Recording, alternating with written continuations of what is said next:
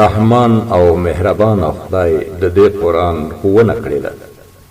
هم هغه انسان پیدا کړ او د ته غږېدل ور زده کړل.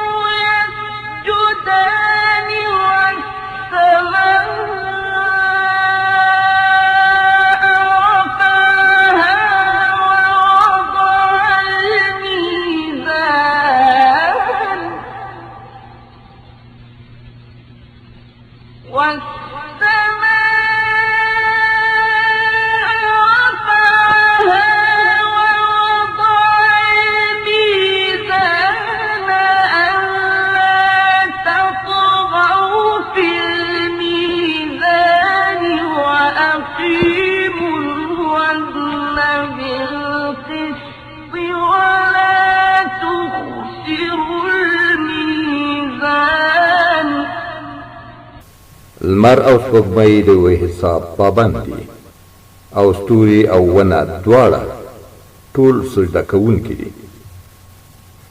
اسمان یې اوچت کړ او د عدالت تله یې کېښودله. د ده غوښتنه دا ده چې تاسې د عدالت په تله کې خلل مه اچوئ. په انصاف سره سم صحیح طول وکړئ او په ترازو کې ډنډه مه وهئ، کمي مه کوئ. والأرض وضعها للأنام فيها فاكهة والنخل ذات الأكمام والأرض وضعها للأنام فيها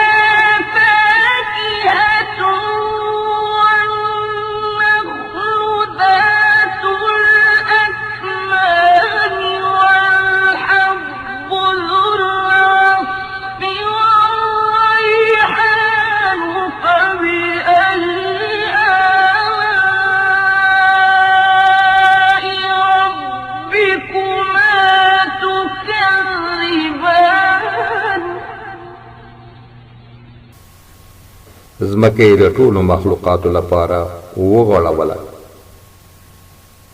په هغې کې هر راز زیاتې خوندورې میوې دي. د خرماو ونې دي چې میوې په پوښونو کې نغښتې دي. راز راز غلې دي چې په هغو کې واهم وي او خوشبویه دانې هم. نو ای پیریانو او انسانانو، تاسې به د خپل رب کوم نعمتونه دروغ وګڼئ؟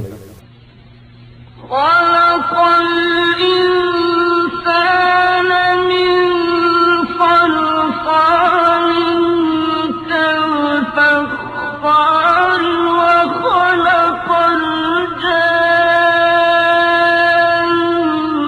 من مارج من نار فبأي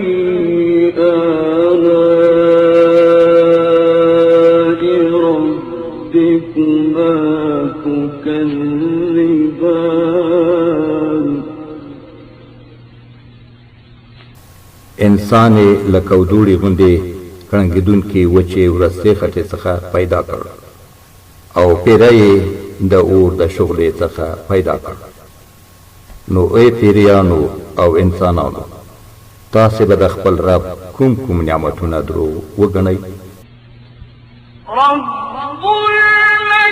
المشرقين ورب المغربين فبأي آلاء ربكما تكذبان مرج البحرين يلتقيان بينهما برزخ لا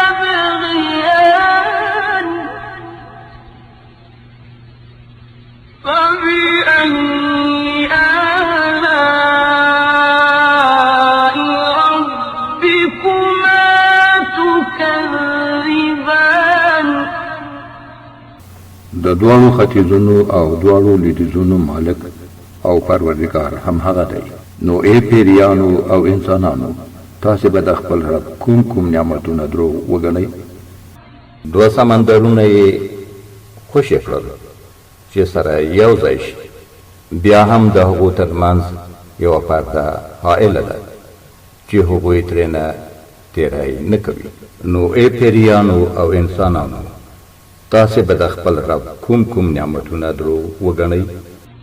يخرج منهما اللؤلؤ والمرجان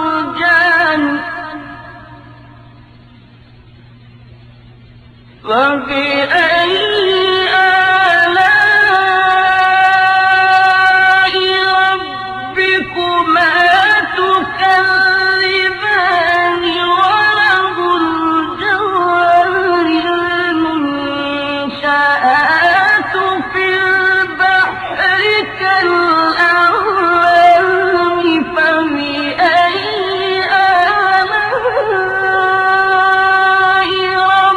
ربكما تكذبان كل من عليها فان كل من عليها فان ويبقى وجه ربك ذو الجلال والإكرام. له دغو سمندرونو څخه ملغلرې او مرجانونه راوځي. نو ای پیریانو او انسانانو، تاسو به د خپل رب کوم نعمتونه درو وګڼئ. او دا بیړۍ د همهغه دي چې په سمندرونو کې د دنګو غرونو په څېر لوړې پورته شوي دي. نو ای پیریانو او انسانانو، تاسو به د خپل رب کومې لورینې درو وګڼئ. هر څه چې پر دغه ځمکې باندې دي پناه کېدونکي دي، او یوازې ستا رب چې د جلال او درناوي خاوند دی باقي پاتې کېدونکی دی. نو ای پیریانو او انسانانو، تاسو به د خپل رب کوم نعمتونه کمالات درو وګڼئ. صدق الله العظيم. الله ستر رښتیا ویونکی دی.